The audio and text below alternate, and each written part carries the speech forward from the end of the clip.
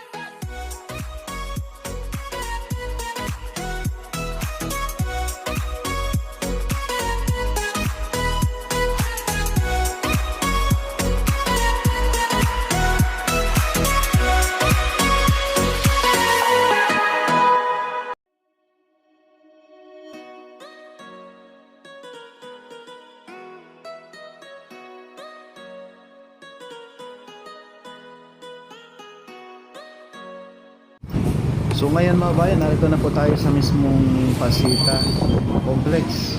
So sisilipin natin kung ano na po yung progress rito. Then papunta po rito mga bayan, yung mismong mga ayun o, yan po yung mga heavy equipment. Papunta rito mga bayan, yung nabubuhos ng mga main column. Ayan po. Yan po yung tago. So ikot tayo sa kabilang side. Sa bandang kaliwa natin mga bayan, dito po yung pinaka station ng PNR dito sa may Pasita Complex mga bayan.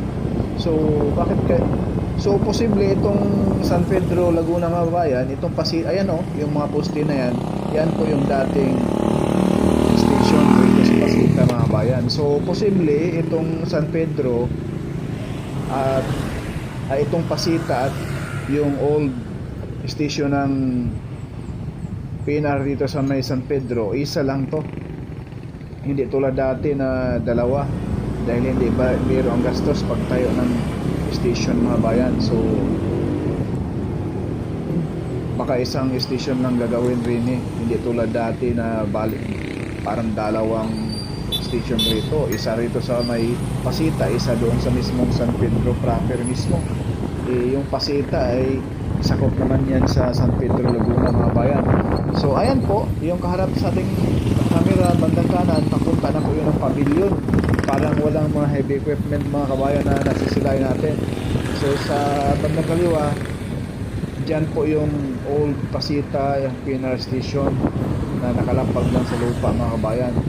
So ngayon, posible isang station lang dito sa may San Pedro kasi magastos. So ngayon mga bayan, mula rito sa Pasita Complex, San Pedro Laguna, lilipat tayo doon sa mismong Santa Rosa City mga bayan. Pero dadaanan natin yung pavilion area. At doon sa bago ng pavilion mga bayan, dyan sa may area ng Binyan mga bayan, ay sa may perpetual health, ay matagal na po itubos. May mga permit na o mga poste dyan sa perpetual health mga bayan bago mang pavilion. So maganina pala yun ay papuntang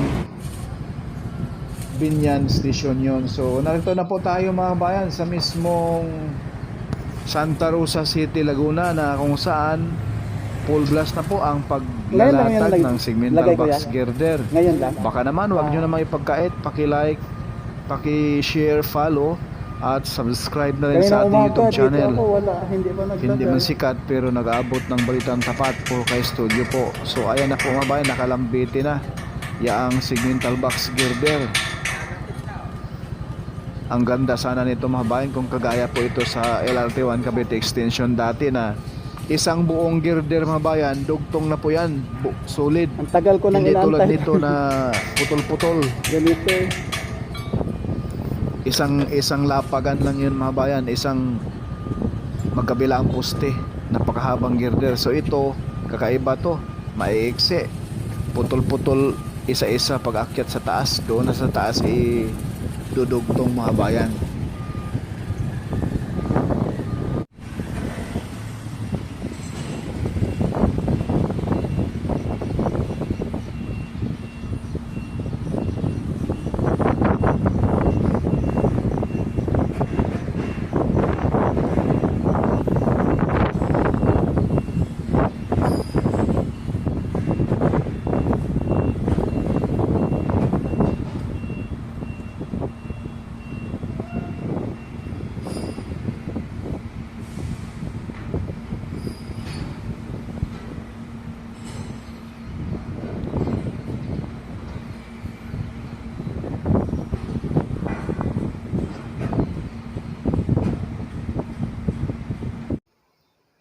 So drone shot tayo mga bayan, nang sa ganun ay masisilayan ninyo sa taas aerial view natin.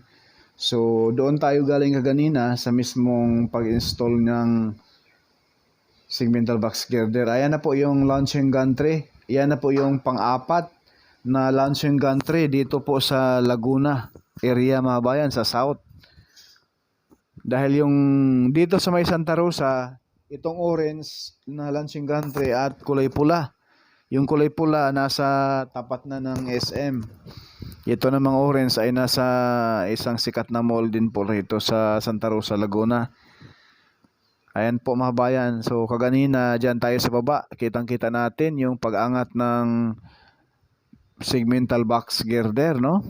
So sa ngayon, masisilayan din ninyo yung pag-angat ng segmental box girder na tayo ay nasa taas. Maganda itong ganito mga bayan. Mayroon tayong ground shot, mayroon tayong drone shot, nang sa ganun makita ninyo talaga yung angulo itong actual na pag-install nitong segmental box girder dito po sa PNR NCR South.